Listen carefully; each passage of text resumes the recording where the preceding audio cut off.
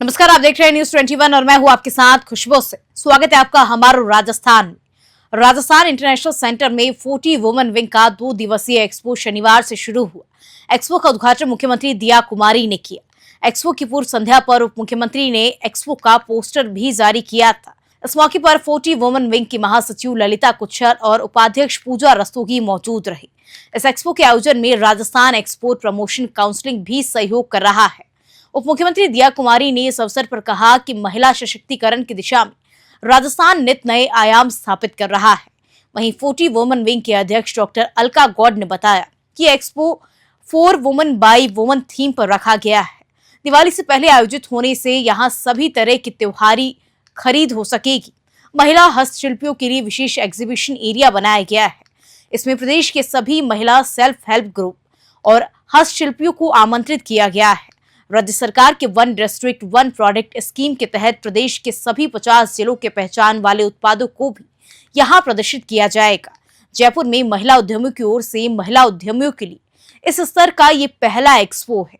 यहां 2 दिन में 15,000 से ज्यादा विजिटर्स के आने की संभावना है। 40 वुमेन विंग की महासचिव ललिता कुच्छल ने बताया कि यहाँ आने वाले विजिटर प्रत्येक घंटे में लकी ड्रॉ से चांदी का सिक्का जीत सकते हैं। इसके बाद विजिटर्स को बम्पर ड्रॉ में भाग लेने का भी अवसर मिलेगा, जिसमें स्कूटी के साथ कई आकर्षक इनाम शामिल है। जयपुर से ब्यूरो रिपोर्ट। ये 40 की तरफ से एग्जीबिशन है। नहीं, बहुत अच्छा। ये जो इनका जो प्रयास है 40 वुमेन्स विंग का, जो इन्होंने आज बहुत सारी हमारी ज्यादातर आप देखेंगे ये जितनी भी स्टॉल ओनर्स हैं जिन्होंने स्टॉल्स लगाए महिलाएं हैं। 85% महिलाएं हैं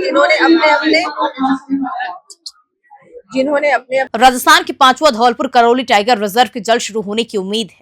जिला प्रशासन की ओर से टाइगर रिजर्व के लिए बफर जोन को चिन्हित कर केंद्र सरकार के वन एवं पर्यावरण विभाग को स्वीकृति के लिए भिजवाया गया है। टाइगर रिजर्व के बफर जोन में धौलपुर करौली जिलों के 108 गांवों को लिया गया है। इसमें सर्वाधिक गांव धौलपुर के 60 और करौली के 48 गांव शामिल है। ये पार्क 757.01 वर्ग मीटर में फैला होगा। इसमें बफर जोन का एरिया 457 वर्ग किलोमीटर का रहेगा। शेष 599 वर्ग किलोमीटर कोर एरिया रहेगा।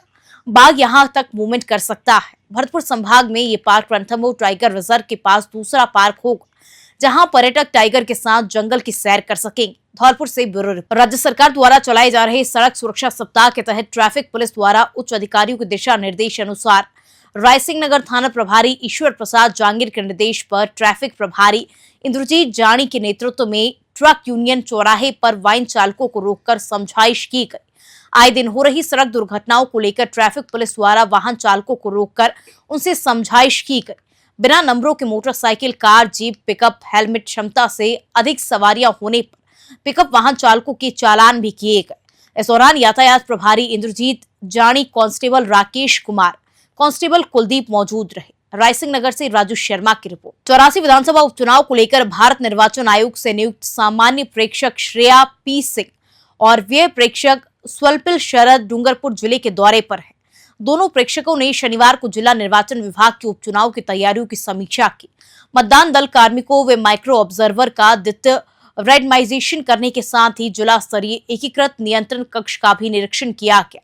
251 पोलिंग बूथ के लिए सामान्य प्रेक्षक श्रेया पी सिंह, व्यय प्रेक्षक स्वल्पी शरद बावकर, जिला निर्वाचन अधिकारी अंकित कुमार सिंह की मौजूदगी में रेंडमाइजेशन भारत निर्वाचन आयोग के सॉफ्टवेयर के माध्यम से किया गया। रेंडमाइजेशन के दौरान उप जिला निर्वाचन अधिकारी दिनेश चंद्र धाकर, 84 रिटर्निंग ऑफिसर कपिल कोठारी, जिला परिषद CEO Hanuman Singh Rathore, DO NIC Vipin Khanna, additional director DOIT Sunil Damor भी उपस्थित रहे। डूंगरपुर से सादिक अली की रिपोर्ट। आज हमने सुबह रैंडमाइजेशन किया पोलिंग पर्सनल्स का, और उसके बाद ये जो आप OACs होता है उसका हमने देख लिया और उसे एक इंट्रैक्शन कर दिया। उसके बाद we had view about this control rooms जो रखा हुआ है यहाँ पे, और I am just getting a general feel कि अभी district administration is full into the preparations, और अच्छे से अभी तक प्रिपरेशंस किया गया है, और आगे बस शांति से इलेक्शंस होने का और अगर कोई छोड़ दिया है, मतलब कुछ भी काम छोड़ दिया है, उसके लिए जल्दी करने का निर्देश दिया है। आई एम श्योर कि district administration team is full set for the peaceful elections. Gogamedi में नवमी के अवसर पर देवस्थान विभाग द्वारा महाआरती का आयोजन किया गया, जिसमें सैकड़ों की संख्या में गोगा जी के भक्तों ने गोगा जी महाराज का गुणगान भी किया। देवस्थान विभाग के सहायक आयुक्त ओम प्रकाश ने बताया कि श्रद्धालु की इच्छा का ध्यान रखते हुए प्रत्येक माह की नवमी तिथि पर भक्तों के सहयोग से महाआरती का आयोजन का निर्णय लिया गया है। आयुक्त ओम प्रकाश ने बताया कि गोगामेडी में नया नवाचार करते हुए स्वयं के निजी खर्च से बाबा की महाआरती कराई गई। इस अवसर पर भादरा विधायक संजीव बेनीवाल ने मानस अभियान के तहत उपस्थित श्रद्धालुओं को नशा मुक्ति की शपथ दिलाई तथा नशे के दुष्प्रभाव के बारे में गोगा जी भक्तों को अवगत करवाया। देवस्थान विभाग सहायक आयुक्त ओम प्रकाश के नेतृत्व में श्रद्धालुओं ने एक पेड़ मां के नाम योजना में पेड़ लगाकर पर्यावरण का संदेश भी दिया। हनुमानगढ़ से विनोद चौधरी की रिपोर्ट। मानस अभियान के अंतर्गत शपथ लेता हूँ कि मैं किसी भी प्रकार के नशीले पदार्थ का सेवन या उपयोग नहीं करूँगा। साथ ही भविष्य में भी इस प्रकार के नशीले पदार्थों का सेवन या उपयोग नहीं करूँगा। मैं इस सत्य के साथ अवगत हूँ कि नशीले पदार्थों की आदत के कारण वर्तमान में सभी आयु वर्ग के व्यक्ति पीड़ित हो रहे हैं। इनकी आदत, आचरण एवं व्यवहार से समाज का वातावरण विकृत एवं दूषित हो रहा है। इसलिए मैं प्रण करता हूं कि मैं अपने हनुमानगढ़ जिले एवं समाज को नशा मुक्त बनाने में मदद करूंगा। मैं इस अभियान के अंतर्गत अधिक से अधिक व्यक्तियों को जोड़ने के लिए प्रेरित करूंगा। मैं संकल्प लेता हूं कि नशे की सभी प्रकार की नशीली सामग्रियों का बहिष्कार करते हुए इनके उपयोग को नकारते हुए नशे की आदत को समाप्त करने का आह्वान करूंगा। इस अभियान में अपनी सक्रिय सशक्त भूमिका से एक स्वस्थ समाज के निर्माण में अपना योगदान एवं सहयोग प्रदान करूंगा। धन्यवाद। नई दिल्ली के कृष्ण मेनन भवन में सभागार में राष्ट्रीय क्षमता स्वतंत्र मंच एवं इंडो नेपाल समसरता ऑर्गेनाइजेशन के संयुक्त तत्वाधान में संयुक्त राष्ट्र स्थापना दिवस समारोह 24 अक्टूबर को मनाया गया। समारोह में जम्बू दीप पद्मश्री अवार्ड से सम्मानित होकर लौटे खेतड़ी उपखंड के बड़ाऊ निवासी फतेह सिंह बड़ाऊ का जगह जगह स्वागत और सम्मान किया गया। दिल्ली संयुक्त राष्ट्र स्थापना दिवस के उपलक्ष्य पर नेपाल के प्रथम उपराष्ट्रपति परमानंद झा व भूटान सरकार के पूर्व अर्थ मंत्री लोकनाथ शर्मा, फिलीपींस के राजदूत वासिम हीलियम द्वारा बड़ाऊ निवासी फतेह सिंह का सम्मान किया गया, जिस पर कॉपर के भाजपा कार्यालय में सम्मान समारोह का आयोजन किया गया। कार्यक्रम के मुख्य अतिथि विधायक इंजीनियर धर्मपाल गुजर रहे। अध्यक्षता बेसरडा के पूर्व सरपंच नाहर सिंह ने की। अतिथियों ने फतेह सिंह बड़ाऊ का माला व साफा पहनाकर सम्मान किया। वहीं बड़ाऊ के रास्ते में भी जगह जगह सम्मान किया गया। बिलवा, बाकोटी, रामनगर में सम्मान किया गया। मुख्य सम्मान बड़ाऊ के मुख्य चौराहे में सरपंच जितेंद्र चावरिया की अध्यक्षता में आयोजित किया गया, जहां पर फतेह सिंह बड़ाऊ का 51 किलो की फूलों से और साफा और माला पहनाकर स्वागत किया गया। नीमका थाना से रविकांत अग्रवाल की रिपोर्ट।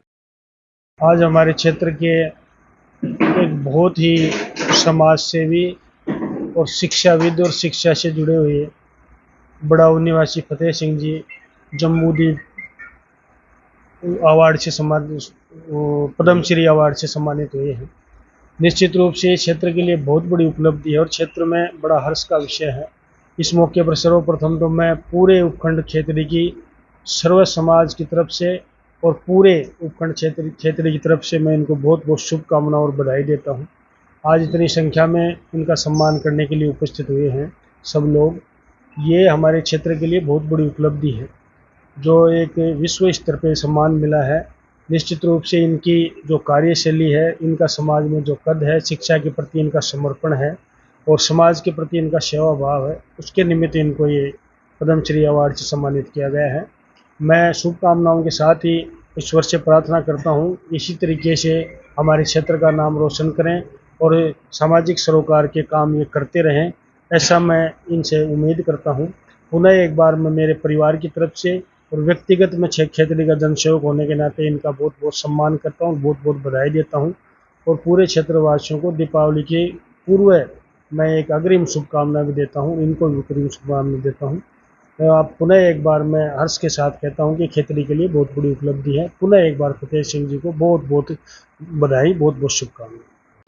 संयुक्त राष्ट्र संघ के स्थापना दिवस पर अंतर्राष्ट्रीय समरसता मंच के द्वारा जो आयोजन किया गया था, उसमें जम्बूद्वीप पद्मश्री अवार्ड प्रदान किया गया है। उसके लिए मैं अपने गांव बड़ाऊ और क्षेत्र, राज्य, जिले, भारत पूरे में इसके लिए मैं सभी को धन्यवाद देना चाहता हूं कि उनके सहयोग से ही ये अवार्ड जम्बूद्वीप पद्मश्री अवार्ड मिला है। और 192 देशों के राष्ट्रीय ध्वज की उपस्थिति में, उनके नागरिक अभिनंदन की उपस्थिति में ये अवार्ड जम्बूद्वीप पद्मश्री अवार्ड दिया गया है। ये बड़ाऊ के लिए, झुंझुनू जिले के लिए, नीमकाथना जिले के लिए, राजस्थान के लिए नहीं, पूरे भारत के लिए एक गौरव का विषय है, जो कि पूरे भारतवर्ष में 25 अपने क्षेत्र की जो प्रतिभाएं होती हैं अलग अलग क्षेत्रों में जिन्होंने कार्य किया, उनको दिया जाता है। 5 साल के लंबे इंतजार के बाद जयपुर इंटरनेशनल एयरपोर्ट से हर दिन 70 फ्लाइट का संचालन किया जाएगा। कल 27 अक्टूबर को जयपुर एयरपोर्ट पर विंटर शेड्यूल लागू हो जाएगा, जिसके तहत मुंबई, दिल्ली, बेंगलोर और कोलकाता के पैसेंजर्स को जयपुर से हर दिन 6 फ्लाइट्स मिलेंगी। इसके साथ ही विंटर शेड्यूल में जोधपुर से 9 शहरों के लिए 14 फ्लाइट संचालित की जाएंगी, जबकि किशनगढ़ एयरपोर्ट से दिल्ली के लिए नई फ्लाइट शुरू होगी। दरअसल विंटर शेड्यूल के बदलाव के बाद जयपुर एयरपोर्ट से हर दिन 70 फ्लाइट संचालित होगी। इससे पहले इतनी फ्लाइट्स का संचालन 2017 और 2018 में हुआ था। ऐसे में कल यानी 27 अक्टूबर से लागू होने वाले विंटर शेड्यूल के लिए जयपुर एयरपोर्ट पर फ्लाइट ऑपरेशन में बदलाव होंगे। ये शेड्यूल 27 अक्टूबर से 29 मार्च तक जारी रहेगा। इसके तहत जयपुर से 21 शहरों के लिए 63 घरेलू और 7 अंतर्राष्ट्रीय फ्लाइट संचालित होंगी, जबकि वर्तमान में यहां से रोजाना 65 फ्लाइट ही संचालित हो रही है। नए शेड्यूल में कोलकाता, इंदौर, बेंगलोर, दिल्ली, मुंबई के लिए नई फ्लाइट शुरू होगी, जबकि आगरा, वाराणसी, बरेली, पतनगर के लिए कोई भी फ्लाइट शुरू नहीं होगी। जयपुर से ब्यूरो रिपोर्ट। भीलवाड़ा जिले के मांडलगढ़ से बड़ी खबर है, जहां पुलिस ने अवैध अफीम डोडा चूरा पर बड़ी कार्यवाही को अंजाम दिया है।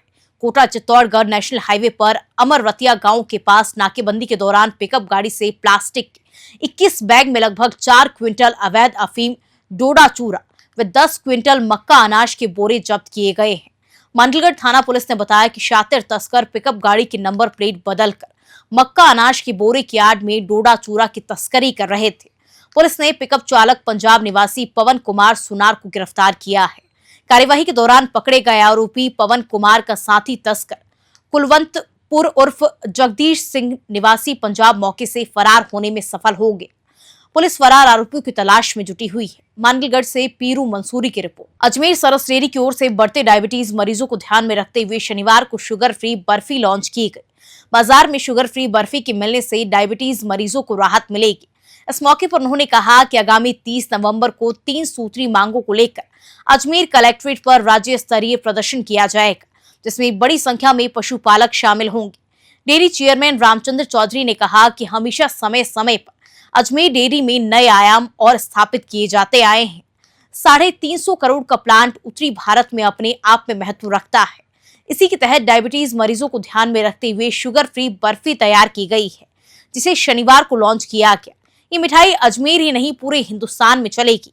बाजार में आज से शुगर फ्री बर्फी के 250 और 500 ग्राम के पैकेट उपलब्ध रहेंगे। 500 रुपए किलो बाजार में बर्फी पब्लिक को उपलब्ध होगी। अलवर से ब्यूरो रिपोर्ट। हिमाचल प्रदेश के मंडी से भाजपा सांसद व बॉलीवुड अभिनेत्री कंगना रनौत परिवार के साथ नाथद्वारा पहुंची और भगवान श्रीनाथ जी के दर्शन किए।